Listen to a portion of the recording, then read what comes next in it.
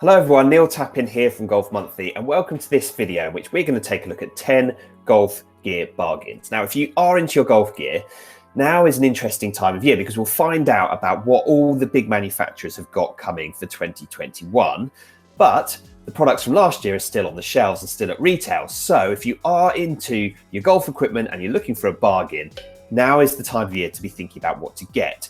So what we're going to do is it's going to be a conversation between myself and Joel Tadman where we'll talk about some of our favorite products from the previous year. We'll talk about why they performed so well for us, to maybe give you some inspiration for what might be out there at a good price right now. One thing I'll say is that if you are interested, we'll put links in the description below to all of these products. And if you do end up going to buy one of those products using one of these links, then Golf Monthly will earn a small commission. But let's get started now, taking a look at 10 golf gear bargains. Okay, Joel, so your first item that we're listing is what? It is the Ping G410 Plus driver, Neil. We know Ping will be launching the new G425 range at an undisclosed date, depending on when golf is reopened in the UK, but it's going to be pretty soon. And this driver was in my bag for pretty much a whole season, and I absolutely love the overall performance of it. And while the G425 driver was probably overall a little bit straighter than the G410, I actually found like the G410 was, if anything, a little bit longer than G425, and it's still pretty forgiving. It's definitely one of the most forgiving drivers that we saw last year. So you're not really sacrificing a great deal with the G410 Plus versus G425, and you can get it for £379 now on certain websites. So for that price, I think is a really good bargain. I would agree. Great product still. Okay, so my first one I'm going to talk about is Titleist Pro V1 golf balls and Pro V1X. So originally, that iteration was launched in 2019, and I think Joel and we both really liked this golf ball when it was launched because it came with a little bit more distance. Like immediately, I think both of us realised that the golf ball was a bit faster. It's still a Pro V1. It was, it offers great distance in the long game, great feel around the greens, really good durability, all of that. Now that iteration is going to be replaced by a 2021 version that kind of moves things forward. Everything forward just that little bit more. We really liked what it had to offer, felt like it offered excellent consistency, particularly in the long game, whilst also retaining all of those elements about feel and control that people really want. But that's not to say that the previous iteration of the Pro V1 wasn't excellent. So I think possibly a good opportunity if you really loved the 2019 version of the Pro V1, maybe picking up some stock wouldn't be a bad idea. 100% agree, Neil. Yeah, on board with that. My next product I'm going to talk about is drivers again. It's the Cobra King Speedzone driver. So we know Cobra launching the Rad Speed range very soon, but the Speedzone range, while it didn't really kind of set the world alight in terms of how it moved on from the F9, it's still a really good driver. And the Xtreme driver, which is the one we're talking about in this video, which is the one that you can get for a really good price, £229 for a premium performing driver, is an excellent price. And this driver is super forgiving. So if you're looking for a new driver that's going to give you loads of assistance on off-center hits, if you tend to miss the sweet spot quite often, you're looking for something a bit more user-friendly, this is a really good option to try if you're looking to save a few pounds. Well, my next one is also a driver, and I'm going to go for the SIM Max, the TaylorMade SIM Max from 2020. I have always really liked this version of what the TaylorMade have in the range, so the kind of forgiving TaylorMade, the most forgiving TaylorMade driver that isn't the D-type. And I had used the previous generation M6, which I loved, and the SIM Max seemed to just move that performance on a little bit, just dead easy to hit.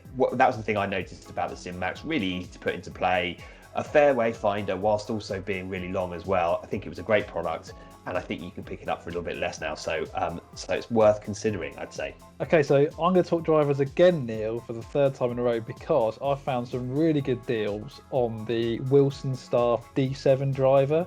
Now this is about to be replaced by the D9, which I haven't tested yet, but the D7, when it launched, and I gave it a really good test, was a real surprise package in the driver market. Wilson, not necessarily known for their drivers, and this D7 is a really simple offering. It doesn't have any complicated adjustability, whether that's weights on the sole or adjustable hosels for loft and lie. It just comes in whatever loft you buy it. There's not a load of shaft options. It's a really simple concept, and actually the performance off the rack was surprisingly impressive, and it wasn't that far behind where all the premium drivers were when this driver was launched. So, coming in under £200, I think represents definitely one of the best value drivers you could buy then, and it's still the case now given what you can get it for. Okay, so Joel, for my next one, I'm going to go for the for a laser rangefinder, and it goes by the name of the Zoom Focus X.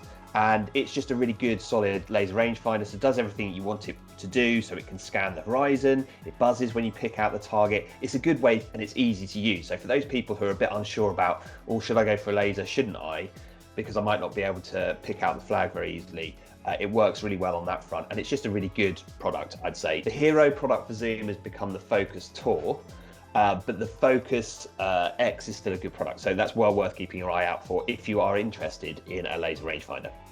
Yeah, definitely offers a surprising level of features for, I'm looking at the deals now, you can get it for £210. So yeah, that's a really good option for people looking for a new laser.